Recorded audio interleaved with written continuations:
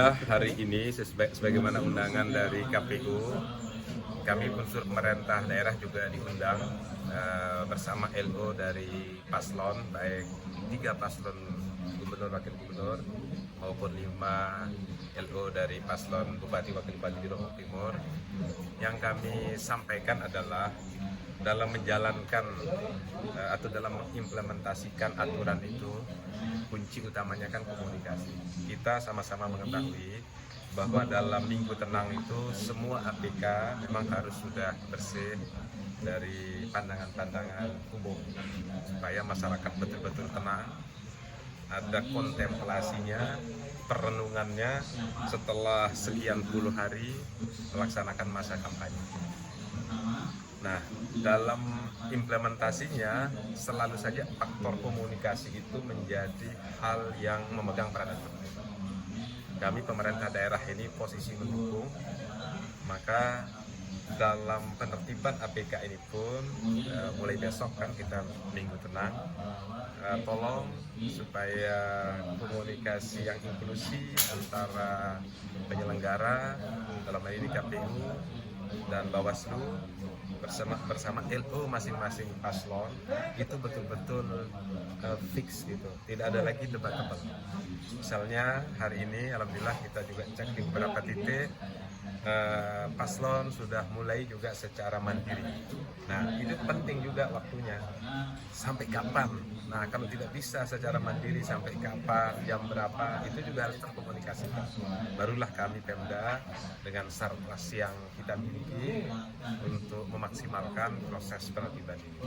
Tadi saya wanti-wanti juga, ya pasti karena ini mengurus orang banyak, pasti ada saja ya kekurangan dan sebagainya. Tapi kalau kita sudah dari niat yang baik, Lombok Timur ini adalah rumah kita bersama. Kemarin waktu rapat dengar pendapat di Komisi 2, isu yang sampai di kami, artinya hal yang harus kami antisipasi ada 2 hal. Yang pertama adalah Lombok Timur untuk paslon untuk pilkada gubernur tentu akan menjadi daerah yang dimaksimalkan oleh 3 paslon yang ada, karena Lombok Timur itu kan DPT terbesar se-Bali Nusa. Alhamdulillah sampai mudah-mudahan ini hari terakhir kampanye, dalam proses itu gesekan-gesekan atau hal yang tidak kita inginkan sudah ada contoh di daerah lain, tidak akan terjadi di daerah kita. Yang kedua adalah isu soal antisipasi bencana ekstrim. Ya, ada kalau boleh dalam teori itu bencana hidrometeorologi yang menyangkut air. Karena itu kemarin saya langsung tidak lanjuti juga, langsung mengecek kesiapsiagaan BPBD, peralatannya, SDM-nya, misalnya dalam mengirim logistik di lokasi-lokasi yang ekstrim. Misalnya kita punya pengalaman kalau Sembalun dan sekitarnya ancamannya tanah longsor. Kalau di pulau-pulau terluar kita, di Pulau Meringke misalnya, di Gilire dan sebagainya, itu tentu tantangannya adalah gelombang. Nah, itu semua harus kita antisipasi karena ketepatan pengiriman logistik yang mulai dikerjakan besok mulai minggu tenang, walaupun itu kewenangan dan tugasnya KPU, tetapi kami dari unsur Pemda sebagaimana arahan dari Mendagri, sebagaimana juga rapat dengar pendapat bersama DPR RI, posisi Pemda harus posisi mendukung. Terlebih saya selaku PJ, salah satu tugas PJ itu adalah menjamin kelancaran penyelenggaraan pemilu dan pemilu kada. Inilah bentuk konkret.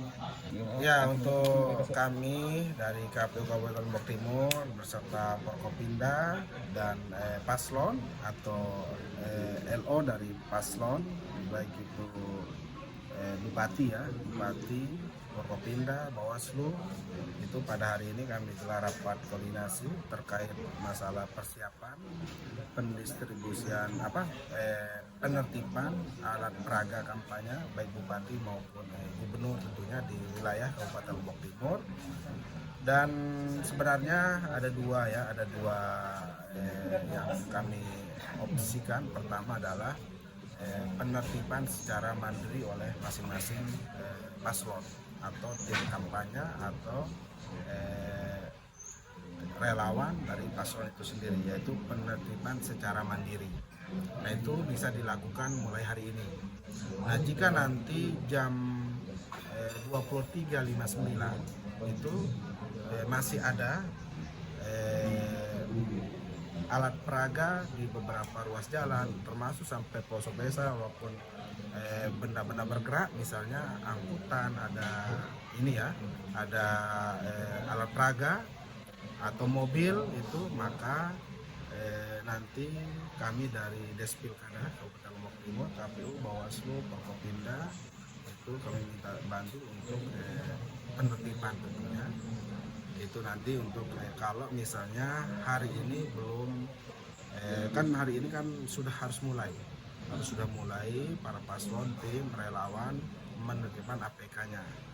Nah batasnya itu jika jam 23.59 atau 00 hari itu sudah masuk tanggal 24 dan itu sudah masuk hari tenang.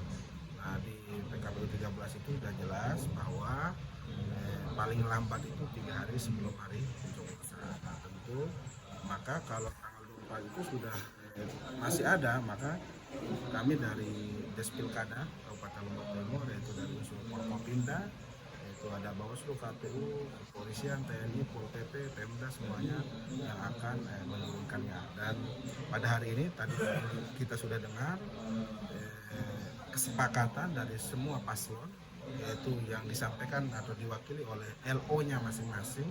Mereka bersepakat soal bahwa jika ada yang masih belum diturunkan sama mereka, maka diserahkan ke kami, yaitu Despilkada Kabupaten Lombok Timur.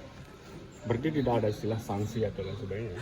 Tidak langsung diturunkan, kita akan turunkan langsung. Kalau personil dari KPU sendiri untuk penerimaan ini berapa?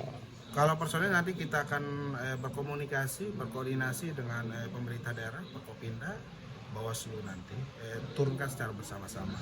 Itu teman-teman PPK, BPS dengan Panwascam, ada PKD-nya. Nanti ada teman-teman dari kecamatan yang Forkopincam kan, forum komunikasi pimpinan kecamatan, dan itu semuanya.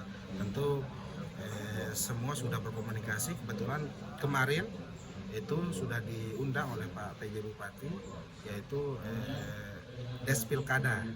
Kemarin itu diundang juga para camat, juga diundang, para koramil, para polsek juga diundang kemarin untuk membicarakan soal penertiban APK ini. Dan tindak lanjutnya juga kami dari KPU menindaklanjuti hasil kemarin, sehingga dengan menghadirkan LO atau paslon.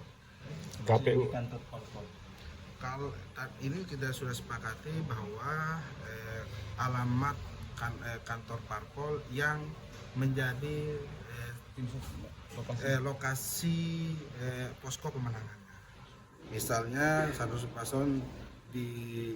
satu paslon didukung oleh sekian parpol, tapi alamat parpol A yang menjadi kantornya, maka itulah yang itu aja yang diperbolehkan. Berarti KPU menjanjikan tanggal berapa sudah bersih semua APK? Kalau kami di KPU kita usahakan semua bersih besok lah, sampai sekarang semuanya sampai besok kita usahakan bersih semua.